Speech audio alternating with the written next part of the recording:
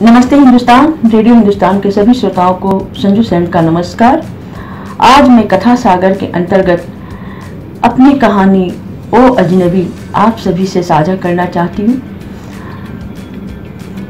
कहानी का शीर्षक है ओ अजनबी। आसमान काले बादलों से ढका हुआ था। बादल की गर्जन, सौदामनी की चमक दमक सभी यात्रियों के हृदय में भय उत्पन्न कर रहा था।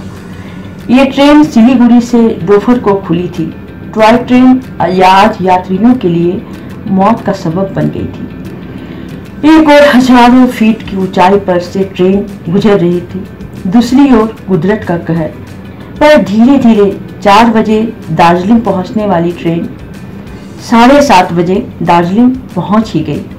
सभी यात्री सकुशल अपने गंतव्य पर पहुंचकर राहत महसूस कर रहे थे, पर मौसम के तेवर बदले हुए थे। लगता था प्रकृति क्रोध में है। ऊंची ऊंची पहाड़ियों को काले बादलों ने अपने आगोश में भर रखा था। नीलिमा का हृदय अनजान आशंका से डर रहा था। पहली बार अपनी सखी के घर दार्जिलिंग आई थी। सब नया था। स्टेशन पर सन्नाटा पसरा हुआ था। सारे यात्री जा चुके थे। इक्का दुक्का लोग प्लेटफॉर्म पर थे। बिजली गुल हो चुकी थी। स्टेशन मास्टर गैस वाला लालटेन जलाए हुए बैठा हुए था। कुछ खोमचे वाले लालटेन की रोशनी में शेड के नीचे बैठे हुए थे। नीलिमा जूही को फोन लगाती है, पर जूही का फोन नहीं लगता। वह उसे मैसेज करती है।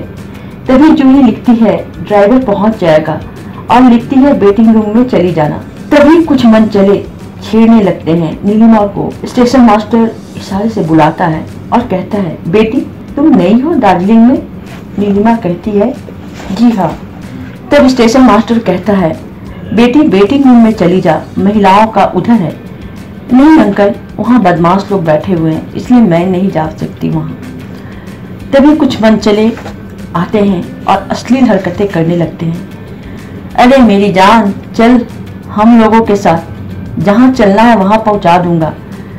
नीलिमा दौड़कर बाहर निकलने वाली गेट की ओर भागने लगती है कि शायद कोई टैक्सी वाला मिल जाए, पर लफंगे गेट पर भी पहुंच जाते हैं और लफंगे नीलिमा के गले से स्कार्फ छीन लेते हैं और अश्लील हरकतें करने लगते हैं। नीलिमा की आंखों में बेबसी के आंसू निकल पड़ते हैं और सोचने लगती है, अमितेश को क्या मुंह दिखाऊंगी मैं? 15 दिन पहले ही तो सगाई हुई थी अमितेश से। वह आंख बंद कर लेती है, हार मान चुकी थी। तभी कोई जबरदस्त हाथ उन गुंडों से नीलिमा को खींच लेता है। उसे लगता है शायद उसकी आबरू बचाने के लिए कृष्णा आ गए हैं। वो सभी को फिल्मी हीरो की तरह कुटाई करता है। 10 मिनट में सब शांत हो जाता है। तभी वो युवक खनकती आवाज में कहता है, आप नीलिमा सहाय हैं? हाँ, नीलिमा गले का स्कार्फ ठीक करते हुए कहती है, मुझे जूही दत्ता के ड्राइवर ने भेजा आपको लाने के लिए। वो मेरी गाड़ी भी चलाता है। रास्ते में उसकी गाड़ी खराब हो गई थी नीलिमा जी, तो उधर से गुजर रहा था मैं। उसने मुझे आपको लाने को बोला और आपकी तस्वीर जूही दत्ता के साथ वाली भी दे दिया। नीलिमा संभल चुकी थी और अपनी और जूही की तस्वीर को देखकर विश्वास हो गया कि ये बंदा ठीक आदमी है। वह संभल चुकी थी और कहती है उस अजनबी को, थैंक्स मिस्टर। युवक हंसते हुए कहता है, मैं मिस्टर नहीं हूँ, मैं तापस बनर्जी हूँ। अब चले मैडम। मुस्कुराकर नीलिमा की ओर देखता है। उसी समय बिजली कड़कती है। नीलिमा उसे देख मंत्रमुग्ध हो जाती है। बहुत ही आकर्षक व्यक्ति था वो। उसकी दांत मोतियों के जैसे चमक रहे थे। वह अजनबी मुस्कुराकर कहता है, मैडम मुझे घूर घूर कर ना देखे, कहीं अटैक ना आ जाए मुझे, पहले से ही मरा हुआ हूँ। मतलब? चौंक कर नीलिमा कहती है, फ्लर्ट कर रहे हैं? जूही से कहकर आपकी शिकायत करूंगी। चलिए मैडम बैठ जाएं। बात को टालते हुए तापस कहता है। पर नीलिमा जैसे ही बैठने जाती है, गाड़ी के छत से चोट लग जाती है। ओए माँ कहकर नीलिमा जमीन पर बैठ जाती है। तापस बेचैन हो उठता है और नीलिमा को उठाता है तथा मोबाइल की टॉर्च से नीलिमा के ललाट के घाव को देखता है। नीलिमा की नजर तापस पे पड़ती है तो नीलिमा का हृदय थक से रह जाता है। इतना आकर्षक व्यक्ति आज तक नहीं देखा था। जब तापस की नीली गहरी आंखों पर नीलिमा की नजर पड़ती है तो वो मंत्रमुग्ध हो जाती है। उसे लगता है कि तापस को वो जानती है। तापस उसे अपलक देखे जा रहा था, पर हैरान करने वाली बात यह थी कि इतनी तेज बारिश में भी तापस की पलकें स्थिर थी, पलक झपक नहीं रहे थे। उसके आंखों से गिरे आंसू बरसात के पानी से धुले जा रहे थे। वो होश में आ जाती है और तापस को कहती है, चले तापस जी। तभी तापस कहता है, नहीं महुआ, तुम्हें चोट लगी है, मलहम लगा देता हूँ। नीलिमा चौंक पड़ती है। तापस गाड़ी से डब्बा निकालता है। तापस सॉरी कहता है, अरे नीलिमा जी, मेरी प्रेमिका का नाम भी महुआ है, कहकर दवा ललाट पर लगाता है।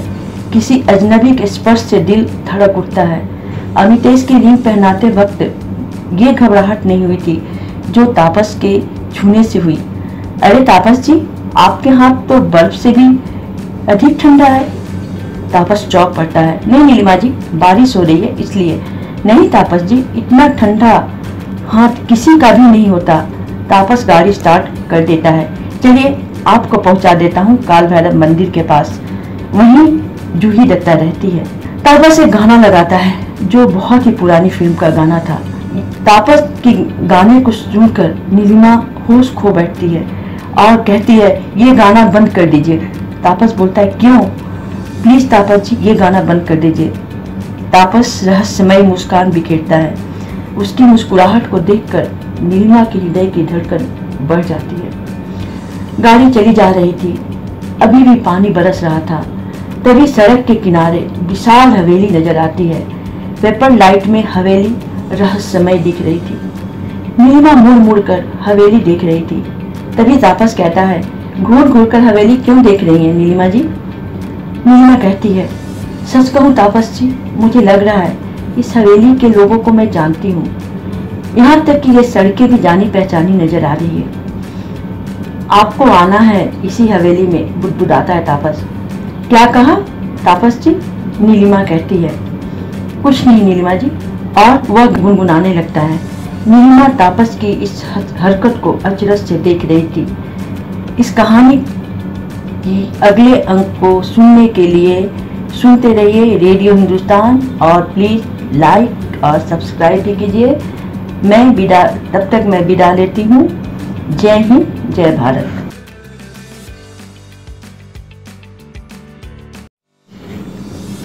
नमस्ते हिंदुस्तान, रेडियो हिंदुस्तान के सभी श्रोताओं को संजू सेन का नमस्कार। आज मैं कथा सागर के अंतर्गत अपनी कहानी ओ अजनबी आप सभी से साझा करना चाहती हूँ। कहानी का शीर्षक है ओ अजनबी। आसमान काले बादलों से ढका हुआ था। बादल की गर्जन, सौदामनी की चमक दमक सभी यात्रियों के हृदय में भय उत्पन्न कर रहा था। ये ट्रेन सिलीगुड़ी से दोपहर को खुली थी। टॉय ट्रेन आज यात्रियों के लिए मौत का सबब बन गई थी। एक और हजारों फीट की ऊंचाई पर से ट्रेन गुजर रही थी, दूसरी ओर कुदरत का कहर। पर धीरे धीरे 4 बजे दार्जिलिंग पहुंचने वाली ट्रेन 7:30 बजे दार्जिलिंग पहुंच ही गई। सभी यात्री सकुशल अपने गंतव्य पर पहुंचकर राहत महसूस कर रहे थे, पर मौसम के तेवर बदले हुए थे। लगता था प्रकृति क्रोध में है। ऊंची ऊंची पहाड़ियों को काले बादलों ने अपने आगोश में भर रखा था। नीलिमा का हृदय अनजान आशंका से डर रहा था। पहली बार अपनी सखी के घर दार्जिलिंग आई थी। सब नया था। स्टेशन पर सन्नाटा पसरा हुआ था। सारे यात्री जा चुके थे। इक्का दुक्का लोग प्लेटफॉर्म पर थे। बिजली गुल हो चुकी थी। स्टेशन मास्टर गैस वाला लालटेन जलाए हुए बैठा हुए था। कुछ खोमचे वाले लालटेन की रोशनी में शेड के नीचे बैठे हुए थे। नीलिमा जूही को फोन लगाती है, पर जूही का फोन नहीं लगता। वह उसे मैसेज करती है। तभी जूही लिखती है, ड्राइवर पहुंच जाएगा, और लिखती है, वेटिंग रूम में चली जाना। तभी कुछ मन चले छेड़ने लगते हैं नीलिमा को। स्टेशन मास्टर इशारे से बुलाता है और कहता है, बेटी तुम नई हो दार्जिलिंग में? नीलिमा कहती है, जी हाँ। तब स्टेशन मास्टर कहता है, बेटी वेटिंग रूम में चली जा, महिलाओं का उधर है। नहीं अंकल, वहाँ बदमाश लोग बैठे हुए हैं, इसलिए मैं नहीं जा सकती वहाँ। तभी कुछ मन चले आते हैं और अश्लील हरकतें करने लगते हैं। अरे मेरी जान, चल हम लोगों के साथ, जहाँ चलना है वहाँ पहुँचा दूंगा।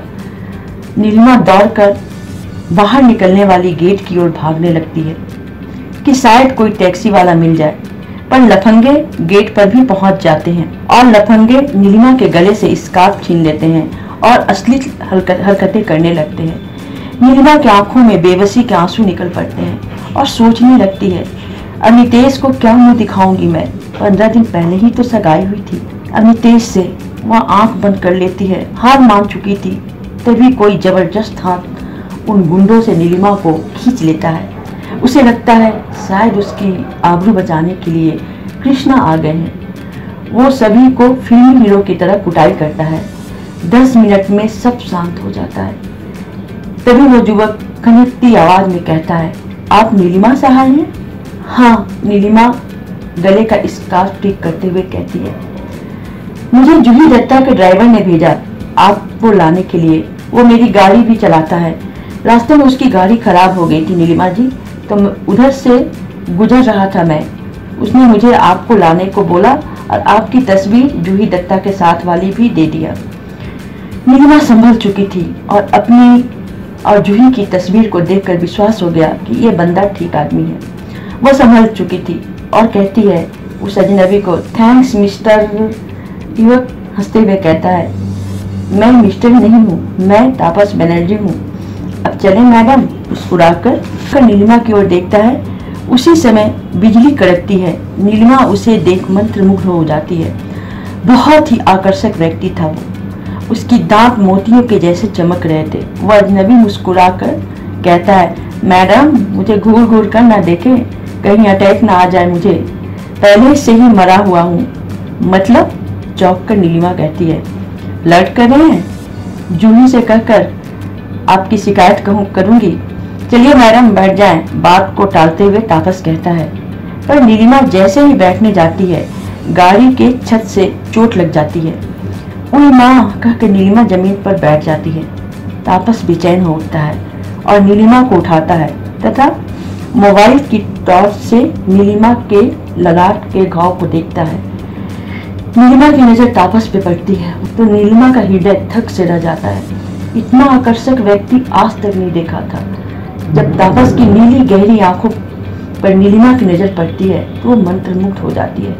उसे लगता है कि तापस को वो जानती है। तापस उसे अपलक देखे जा रहा था, पर हैरान करने वाली बात यह थी कि इतनी तेज बारिश में भी तापस की पलकें स्थिर थी, पलक झपक नहीं रहे थे। उसके आंखों से गिरे आंसू बरसात के पानी से धुले जा रहे थे। वो होश में आ जाती है और तापस को कहती है, चले तापस जी। तभी तापस कहता है, नहीं बहुआ, तुम्हें चोट लगी है, मलहम लगा देता हूँ। नीलिमा चौंक पड़ती है। तापस गाड़ी से डब्बा निकालता है। तापस सॉरी कहता है। अरे नीलिमा जी, मेरी प्रेमिका का नाम भी महुआ है, कहकर दवा ललाट पर लगाता है। किसी अजनबी के स्पर्श से दिल धड़क उठता है। अमितेश की रिंग पहनाते वक्त ये घबराहट नहीं हुई थी जो तापस के छूने से हुई। अरे तापस जी, आपके हाथ तो बर्फ से भी अधिक ठंडा है। तापस चौंक पड़ता है। नहीं नीलिमा जी, बारिश हो रही है इसलिए। नहीं तापस जी, इतना ठंडा हाथ किसी का भी नहीं होता। तापस गाड़ी स्टार्ट कर देता है। चलिए आपको पहुंचा देता हूँ काल भैरव मंदिर के पास, वहीं जूही दत्ता रहती है। तापस एक गाना लगाता है जो बहुत ही पुरानी फिल्म का गाना था। तापस की गाने को सुनकर नीलिमा होश खो बैठती है और कहती है, ये गाना बंद कर दीजिए। तापस बोलता है, क्यों? प्लीज तापस जी, ये गाना बंद कर दीजिए। तापस रहस्यमय मुस्कान बिखेरता है। उसकी मुस्कुराहट को देखकर नीलिमा के हृदय की धड़कन बढ़ जाती है। गाड़ी चली जा रही थी। अभी भी पानी बरस रहा था। तभी सड़क के किनारे विशाल हवेली नजर आती है। पेपर लाइट में हवेली रहस्यमय दिख रही थी। नीलिमा मुड़ मुड़ कर हवेली देख रही थी। तभी तापस कहता है, घूर घूर कर हवेली क्यों देख रही है नीलिमा जी? नीलिमा कहती है, सच कहूँ तापस जी, मुझे लग रहा है इस हवेली के लोगों को मैं जानती हूँ। यहाँ तक कि ये सड़कें भी जानी पहचानी नजर आ रही है। आपको आना है इसी हवेली में, बुदबुदाता है तापस। क्या कहा तापस जी? नीलिमा कहती है। कुछ नहीं नीलिमा जी, और वह गुनगुनाने लगता है। नीलिमा तापस की इस हरकत को अचरज से देख रही थी। इस कहानी की अगले अंक को सुनने के लिए सुनते रहिए रेडियो हिंदुस्तान, और प्लीज लाइक और सब्सक्राइब भी कीजिए। तब तक मैं विदा लेती हूँ। जय हिंद, जय भारत।